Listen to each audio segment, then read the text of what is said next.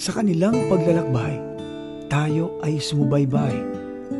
Pangako ko po sa sarili ko na mag-aaral po ako ng mabuti at hindi ko po sasayangin lahat ng naitulong ng mga taong tumulong po sa akin. Gagawin ko po ang lahat para maging produktibo po, makagraduate po ako sa high school. Mas lalo ko pang pag-iigihan yung pag-discover kung ano ang meron ako. Yung mga talento ko ay paghuhusayin ko pa po at sisikapin kong ipakita sa ibang tao kung ano ang meron ako, kung paano ako hinubog ng mga taong nagmahalang at nagtiwala sa akin. Lahat man ng tagumpay na makakamit ko at nakamtan ko na, lahat yon ay alay ko sa inyo bilang pasasalamat sa walang hanggang pagmamahal at pagtulong niyo po sa akin.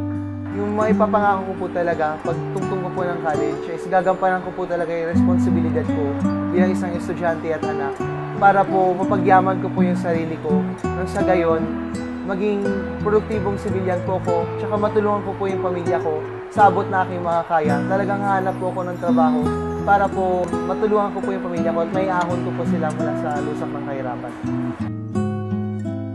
Ladies and gentlemen, our 30 key best scholars.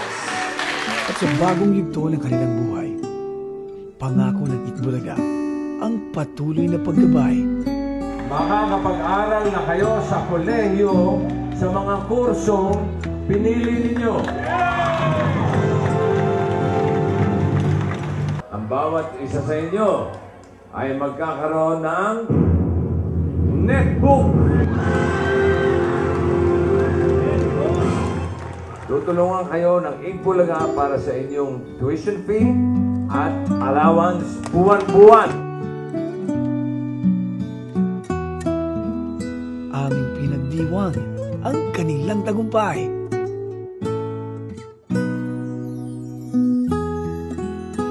Sabi nga po ng iba, diba, kapag kami tiyaga, may nilaga, ang sasabi ko lang po, hindi lang basta tiyaga, dapat may Itbulaga.